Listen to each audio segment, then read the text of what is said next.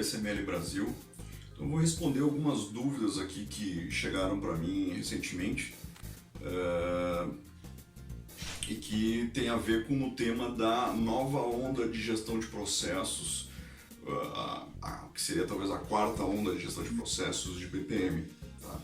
O Lucas Gurgel, ele coloca que dentro do movimento ágil, startup enxuta, a validação constante com o cliente é a parte integrante para a gente saber o que entrega valor ou não. Né? Então, considerando que um processo é frequente e a gente possui mais de um ator em um processo, como manter a agilidade e encontrar o que atende às expectativas das organizações dos clientes em relação a processos? Então, Lucas, é a mesma coisa, né? Dentro de uma visão nova de um analista de processos, o analista de processos tem que entender que a mudança é constante e que o processo ele muda a toda hora.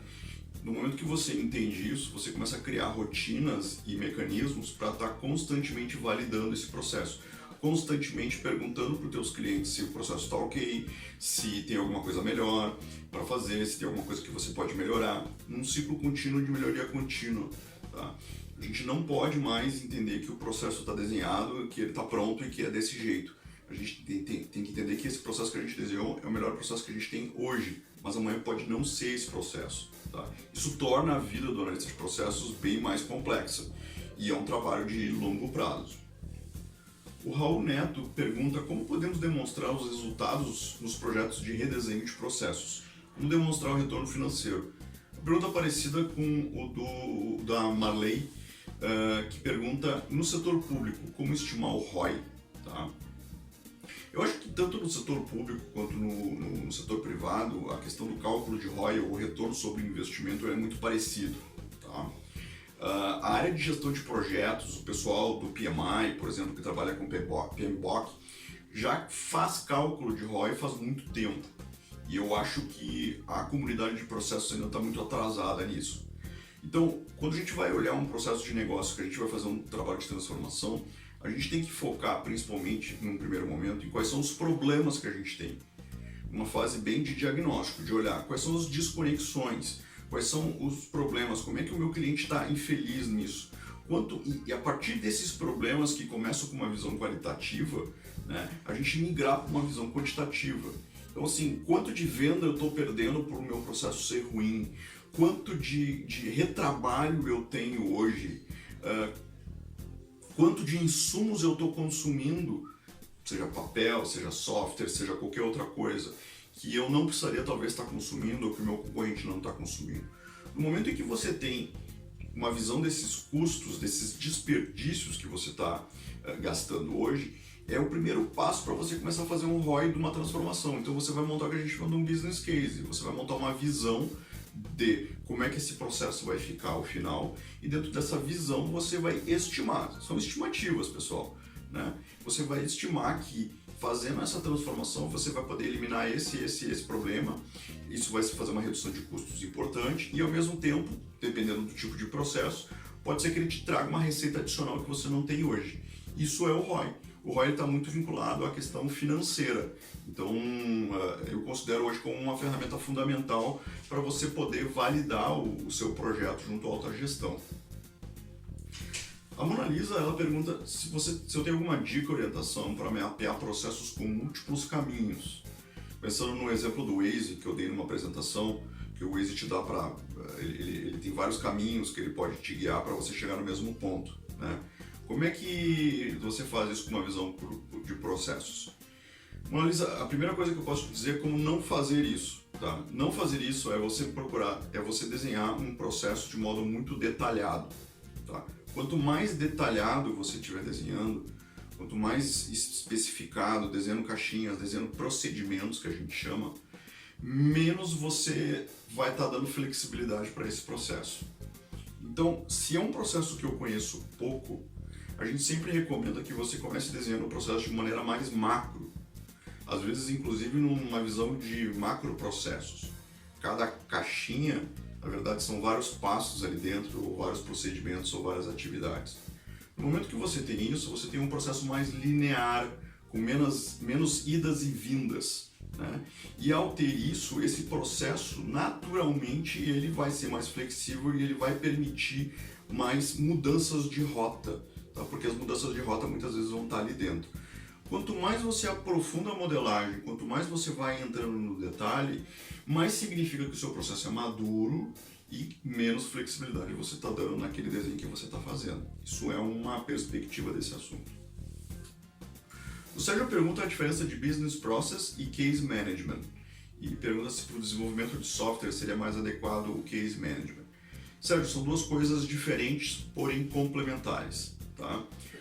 Existe uma área de conhecimento que se chama Case Management, hoje se fala também em Adaptative Case Management, tá? Que eu diria que está dentro do BPM, está dentro do Business Process Management, tá? É uma subparte do Business Process Management chamado Case Management. O Case Management, ele é vamos dizer assim, ele está numa extremidade, é quando você não consegue de jeito nenhum desenhar um fluxograma daquilo lá, porque o processo naturalmente nunca se repete da mesma maneira, tá? O exemplo clássico que a gente tem de Case Management é, por exemplo, quando eu entro dentro de um hospital e eu estou doente.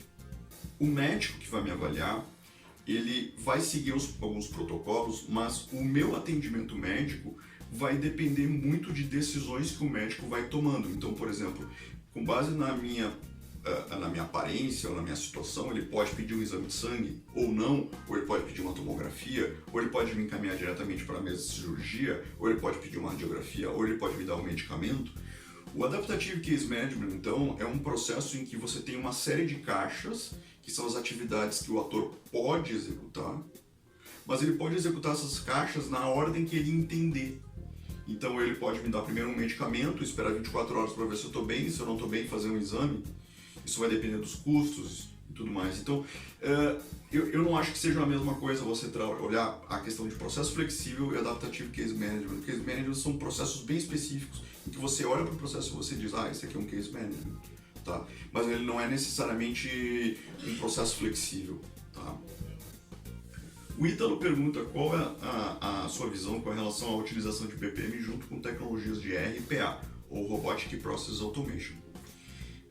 É uma onda, né, muito forte que está andando no mercado. O RPA, ele é a possibilidade de você construir robozinhos que vão executar tarefas manuais dentro do seu computador.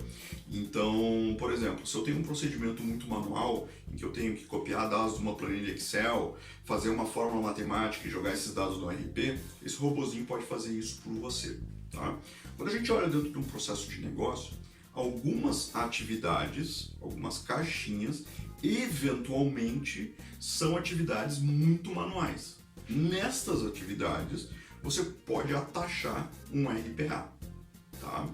Mas o RPA, ele não está dentro da disciplina de BPM, isso é importante dizer. O RPA, eu posso usar o RPA junto com o meu RP, eu posso usar o meu RPA junto com o meu CRM, eu posso usar o RPA com qualquer coisa. Ele não tem uma conexão tão grande assim com a visão de processos, tá?